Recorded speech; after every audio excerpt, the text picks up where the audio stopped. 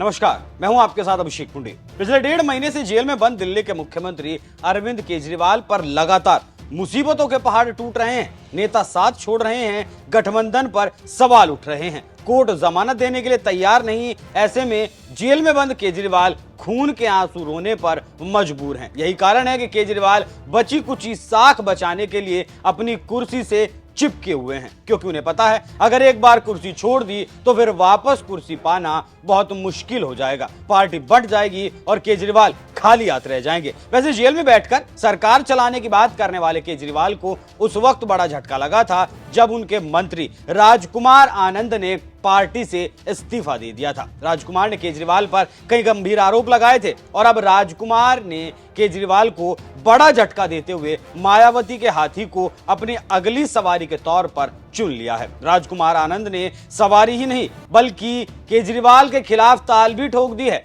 बसपा के टिकट पर राजकुमार आनंद नई दिल्ली से चुनाव लड़ने वाले हैं। इस सीट से आम आदमी पार्टी और कांग्रेस गठबंधन के उम्मीदवार सोमनाथ भारती मैदान में हैं और बीजेपी की तरफ से बांसुरी स्वराज चुनाव लड़ रही हैं। राजकुमार ने मैदान में उतरकर गठबंधन की टेंशन को बढ़ा दिया है, क्योंकि दिल्ली में दलित वोटों की संख्या तकरीबन 20% बताई जाती है। राजकुमार आनंद ने जब इस्तीफा दिया था तब केजरीवाल पर दलितों की अनदेखी करने का आरोप लगाया था और अब बसपा का दामन थामते हुए कह दिया है, मैं बाबा साहेब आंबेडकर को श्रद्धांजलि अर्पित करता हूं। मुझे लग रहा है कि मैं अपनी पार्टी में वापस आ गया। लेकिन जिस तरीके से राजकुमार आनंद ने बीएसपी का दामन थामा है, जिसका दिल्ली में कोई वजूद नहीं, 2019 में इस बीएसपी पार्टी को 1% वोट मिला था, वो किसी राजनीति के तहत उठाया गया कदम लगता है, क्योंकि अब मुकाबला त्रिकोणीय हो गया। ऐसे में अगर बीजेपी की बांसुरी स्वराज जीत जाती हैं तो कोई बहुत ज्यादा हैरानी की बात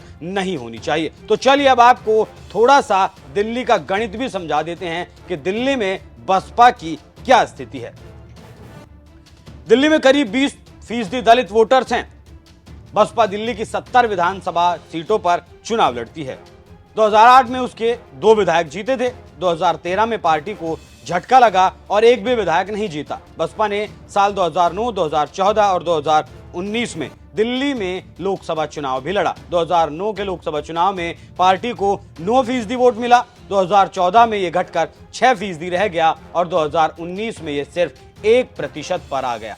तो सवाल उठता है कि 20% जो कोर वोट दलित वोटर था बीएसपी का, जो उसका कोर वोटर माना जाता है, आखिर वो गया कहां? तो आपको बता दूं कि दलित वोटर्स का एक बड़ा धड़ा बीजेपी की तरफ खिसक चुका है। कुछ हिस्सा कांग्रेस और कुछ हिस्सा आम आदमी पार्टी की तरफ खिसक गया है और बसपा के पास अब सिर्फ 1% वोट बचा है। ऐसे में जब 25 मई को दिल्ली में चुनाव होना है तो जाहिर सी बात है राजकुमार आनंद बसपा के कोर वोटर को बसपा के फेवर में लेकर जरूर आएंगे, जो गठबंधन के लिहाज से खतरनाक हो सकता है। वहीं दूसरी तरफ बसपा ने दिल्ली में 2 मुस्लिम उम्मीदवारों को भी टिकट दिया है, जो गठबंधन के समीकरण बदलने के लिए काफी हैं। तो केजरीवाल के मंत्री रहे राजकुमार आनंद ने पूरी दिल्ली में केजरीवाल के खिलाफ मुहिम बनाने की ठान ली है। तो फिर ऐसे में केजरीवाल मुश्किलों के भंवर में फंस गए हैं और जो केजरीवाल दिल्ली में लोकसभा के हिसाब से जमीन ढूंढने की कोशिश कर रहे हैं, उनके हाथ अब खाली रह सकते हैं। बल्कि जो जमीन उनके पास है वो भी खिसक सकती है, क्योंकि राजकुमार आनंद लगातार जनता के बीच जाकर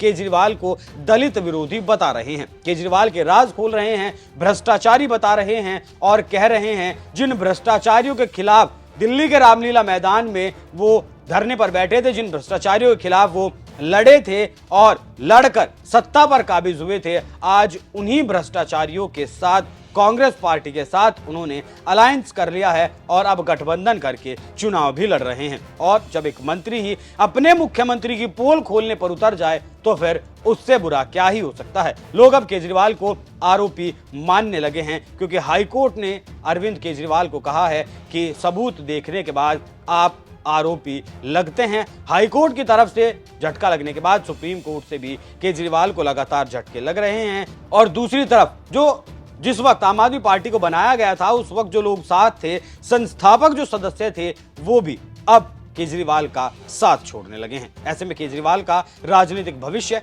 किस दिशा में जाता है वो देखने वाली बात होगी। वैसे आपको क्या लगता है, क्या वाकई में केजरीवाल दलित विरोधी हैं? अपनी राय हमें कमेंट कर जरूर बताएं। नमस्कार।